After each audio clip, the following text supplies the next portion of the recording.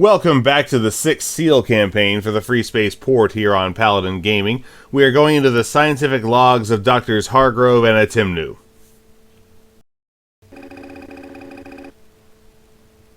Oh boy, the fiction viewer. Log 1. Date, March 3rd, 2321. Dr. GTCa Aurora. Log entry. I had the distinct privilege of meeting Dr. John Hargrove today. Though our respective species stand on the brink of war, there is something about his dedication to his craft that resonates with me. We spoke at length about the possibility of collaboration, of sharing knowledge and finding ways to prevent the conflict from escalating further. The hostility between our peoples clouds the future, making trust difficult. Yet, despite the danger, we both recognize that finding common ground might be the only way forward. It is a fragile hope, but it feels like one worth pursuing. So we're in 2334, so yes, that is before the start of the 14-year war. Dates, July 16th, 2324. Author, Dr. John Hargrove. Log entry. As a member of the GTI's R&D branch, I attended a leadership meeting today that may alter the course of this war. It has become clear that the Terran-Vasudan conflict will not resolve in a matter of months, and the Hades project has been officially conceived. I knew it. This destroyer, unparalleled in scale and power, is intended to end the war decisively. GTI Director Ryback envisions a ship capable of executing rapid consecutive subspace jumps, allowing it to bypass enemy defenses and strike at critical Vasudan infrastructure before a counterattack can be mounted. Advanced reactor and navigational systems would enable the Hades to recharge its drives faster and calculate trajectories with unprecedented speed. With such firepower and mobility, the PvE's fleet could be obliterated and their planets left defenseless. But this plan carries a chilling implication: genocide. The thought of such devastation is abhorrent to me. I have been tasked with leading the team responsible for designing its subspace drives, yet I cannot in good conscience allow this project to succeed. For now, I will subtly delay its progress and look for opportunities to undermine its development from within. Oh boy. I mean, just because you've destroyed their fleet doesn't mean you have to bombard them from orbit, but yeah, we know they were going to. Log 3. September 2nd, 2330. Dr. John Hargrove. As development on the Hades project progresses, Rear Admiral Glaive grows ever more assured of its success. Today, the GTI leadership visited our facility aboard the GTD Repulse. During their meeting, Director Ryback essentially handed Glaive a blank check, unlimited resources and unchecked authority to complete the project, while Admiral Orlov remains focused on commanding the R&D fleet and overseeing purely military operations. Rear Admiral Shima from the Special Operations Branch raised her concerns afterwards, voicing doubts about the risks of concentrating so much power in one vessel and one leader. I admire her bravery, but I fear for her. Glaive is not the type to tolerate dissent. I am more determined than ever to find a way to stop this madness. The Hades project represents more than an escalation of war. It is a weapon that could obliterate any hope for peace.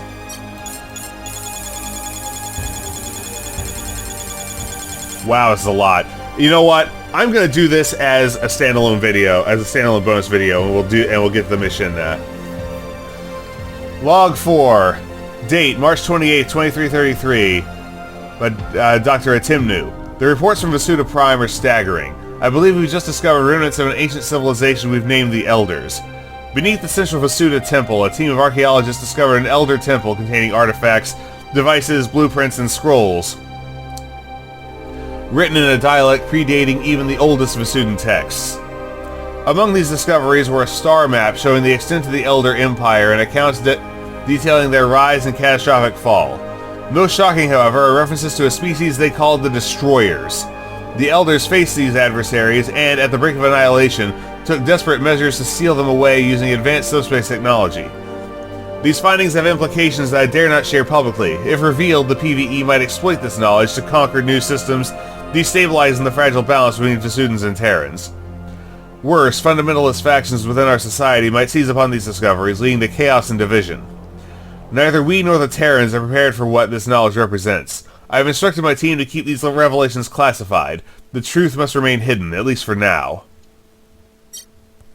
Have we come to the end of the music? Log 5, May 8th, 2333. May 8th, 2333. Dr. Hargrove. Dr. Atemnu's findings on the Elder artifacts have taken a chilling turn. So they were in communication in the middle of the war and didn't get caught. Among the ruins, a vessel referred to as the Key Ship has been unearthed. Initially it appeared ceremonial, but further analysis revealed its true purpose. It is a tool, a device that interfaces with subspace fields in ways we can barely comprehend. Theories abound within Atemnu's team. Could it seal subspace corridors, open new pathways, or perhaps it was a weapon designed to defend against the destroyers? One thing is clear, this technology is far more potent than anything either of our species has developed. The risks are immense. We must act carefully to ensure those secrets are neither misused nor lost. The weight of this responsibility grows heavier with each passing day. Log 6, September 10th, 2333, Dr. Atemnu. The Elder's star system map has yielded a profound revelation. The Destroyer's point of entry into our known space has always been the system behind Gamma Velorum. My analysis of their scrolls and artifacts confirms this cycle of annihilation repeats itself every few thousand years. The phasing, unstable jump nodes connected from Gamma Velorum to IKEA and Ross 128 have served as gateways for these apocalyptic events.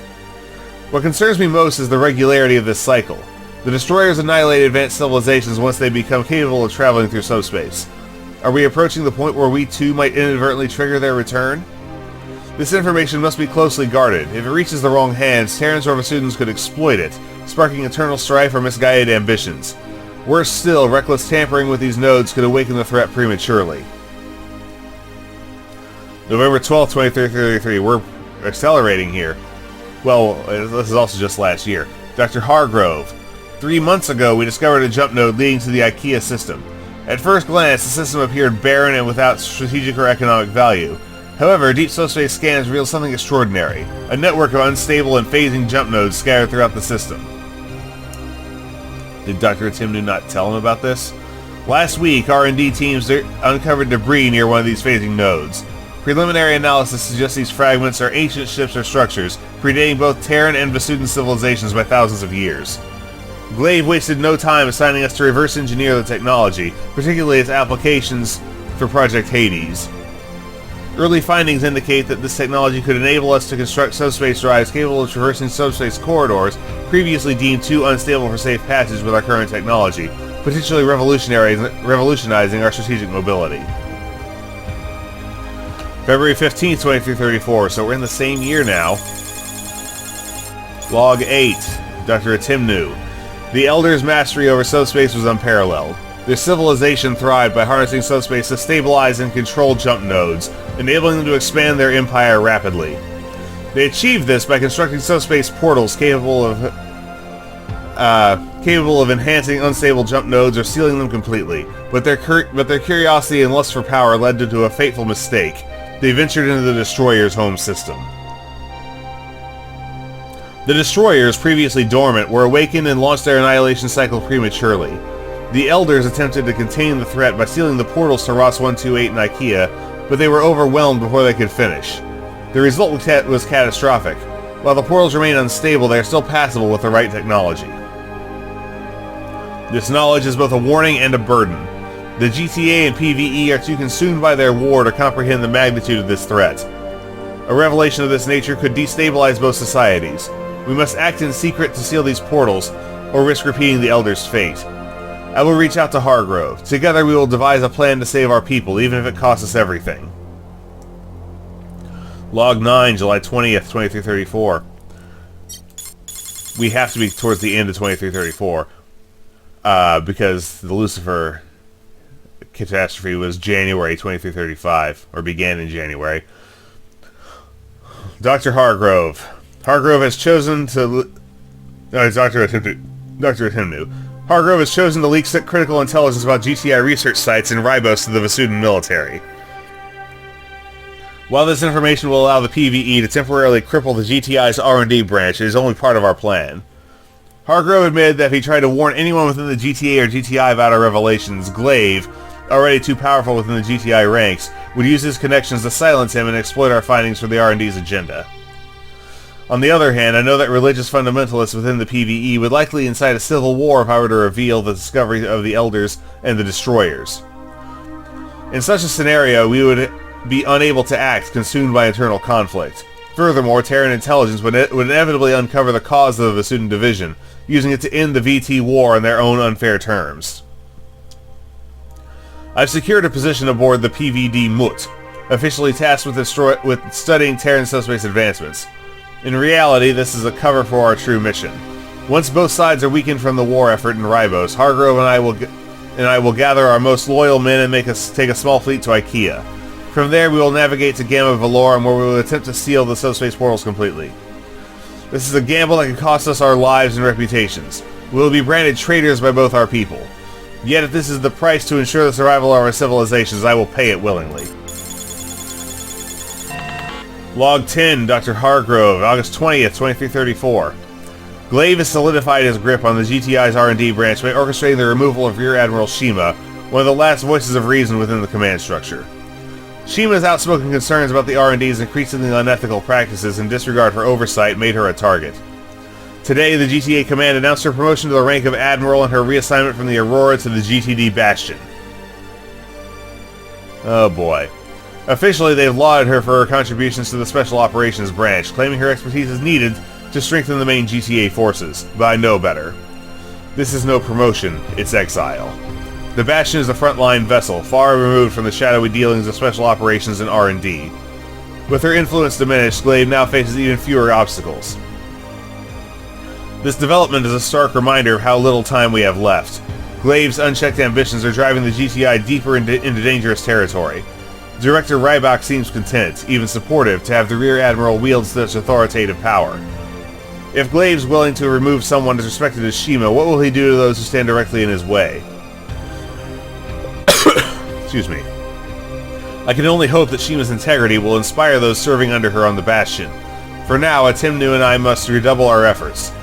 Glaive's plans are accelerating. If we don't act soon, it may be too late to stop him, or the chaos his work will unleash. Log 11, September 1st, 2334, by John Hargrove. Today I made the hardest decision of my life. By defecting from the GTI and aligning with Atemnu, I've severed ties with my past, my colleagues, and humankind, so we know where we are now. Because this happened within the bounds of the campaign.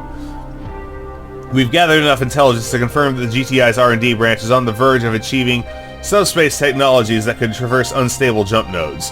This discovery, while a scientific marvel, is a death sentence for Vasudans once the Hades project is completed. In a few days, I will rendezvous with Atemnu in the Ikea system. There we will locate the phasing jump node to Gamma Valorum and begin our mission to seal the portals. The GTI will brand us as terrorists, and the Vasudans will likely see us as rogue agents. But history will vindicate us, or there won't be a history left to judge us at all. Final log, October 7th, 2334. The evacuation of the Aurora is complete, so we're on the present day. I never anticipated that the GTI's R&D branch would turn on their own in the Ikea system, but their thirst for control knows no bounds. The brave pilots who fought to protect the evacuation have seen firsthand the lengths the R&D will go to. Now we must rely on their understanding and trust. They will need to see the evidence for themselves to know why we fight this battle against the shadows of our own people. If they join us, we may have a chance to stop the destroyers. If they don't, our mission, and perhaps all life as we know it, may be doomed. So, that is the logs of Doctors Hargrove and Atemnu. This will be a bonus. This is a bonus episode for the sixth seal for the mod for the Freespace Port here on Paladin Gaming. This is Paladin Gaming signing off.